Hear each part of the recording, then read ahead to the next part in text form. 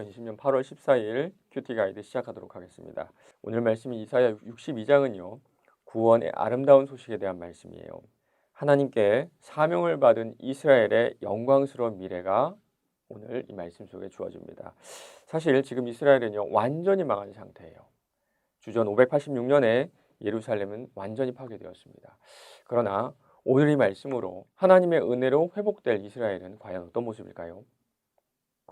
먼저 하나님은 예루살렘에게 새 이름을 주십니다. 4절입니다.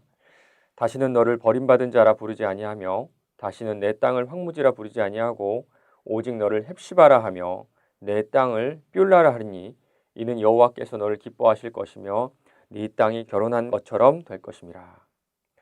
헵시바는 기쁨이란 뜻이고요. 뷸라는 결혼한 여자란 뜻입니다. 버림받은 자에서 결혼을 한 기쁨에 찬 여자라는 그런 이름을 받는 겁니다. 5절을 보세요. 마치 청년이 처녀와 결혼함 같이 네 아들들이 너를 취하겠고 신랑이 신부를 기뻐함 같이 내 하나님이 너를 기뻐하시리라. 결혼한 여자가 남편의 사랑과 보호를 받는 것 같이 하나님의 사랑과 보호를 받는 그런 나라가 다시 된다는 그런 말입니다. 그리고 하나님은 예루살렘을 당신께서 직접 지키신다고 하세요. 6절입니다. 예루살렘이여 내가 너의 성벽 위에 파수꾼을 세우고 그들로 하여금 주야로 계속 잠잠하지 않게 하였느니라. 너희 여호와로 기억하시게 하는 자들아 너희는 쉬지 말며. 예루살렘 성벽에 파수꾼을 세우시는데요. 주야로 잠잠하지 않게 하신다고 합니다. 보통 군대에서 경계 근무를 쓸 때 조용하면요 잠을 자는 겁니다. 잠이 들어버린 거예요. 그래서 잠잠하지 않게 하신다 이 말은요. 잠을 자지 않고 지킨다 그런 뜻입니다. 하나님께서는요 예루살렘을 회복하시고 또 다시는 침략을 받지 않도록 스스로 지켜주세요. 그런데 언제까지 지키시는 줄 아세요? 7절입니다. 또 여호와께서 예루살렘을 세워 세상에서 찬송을 받게 하시기까지 그로 쉬지 못하시게 하라.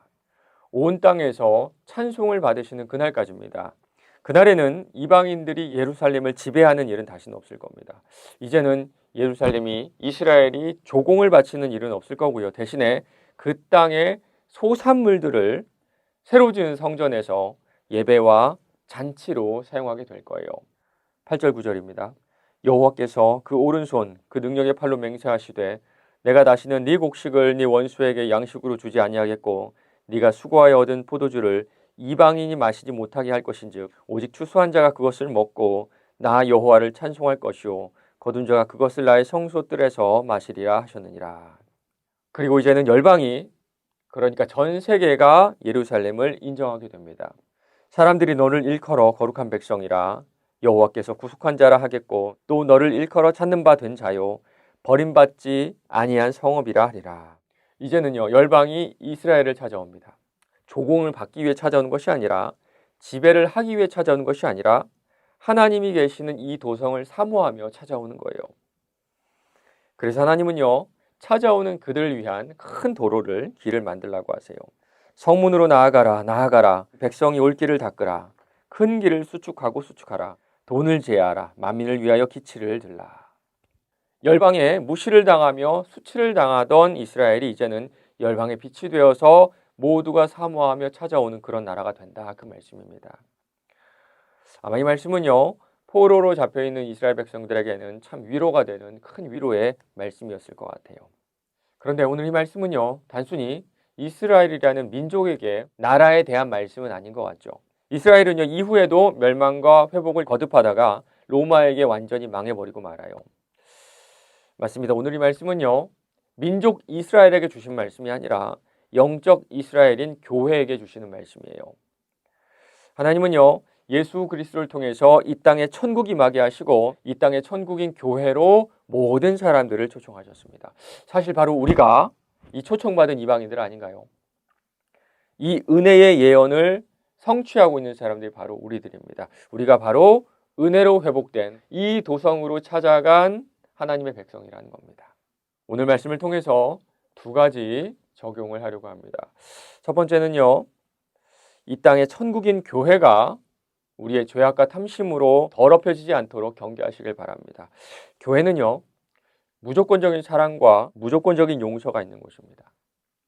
탐심과 정욕에 지쳐있는 세상 사람들이 그 자체로 사모하며 찾아올 수밖에 없는 그런 곳이라는 거예요. 그런데 2020년 요즘의 교회는요, 사모의 대상이 아니라 혐오의 대상이 되는 것 같아서 참 마음이 아플 때가 있습니다. 주님의 몸된 이 교회가 다시 헵시바, 다시 뷸라라는 이름으로 세상 사람들에게 불릴 수 있도록 먼저 우리 자신을 잘 돌아보길 바랍니다. 두 번째는요, 우리 주님은요, 이 구원받은 무리, 교회 공동체를 영원히 지키신다는 겁니다. 시편 121편 4절입니다. 이스라엘을 지키시는 이는 졸지도 아니하시고 주무시지도 아니하시리로다. 맞습니다. 우리 하나님은 우리를 지키세요. 우리가 주님의 얼굴을 마주보는 그날까지 하나님은 당신의 날개로 우리를 지키실 줄로 믿습니다. 이 사실이 오늘 하루 이 전쟁터와 같은 세상을 살아가는 우리에게 큰 힘이 되는 말씀이 되길 바랍니다. 오늘 하루도 이 말씀으로 하나님의 백성답게 또 하나님을 의지하며 살아가는 저와 여러분 되시기를 간절히 바랍니다.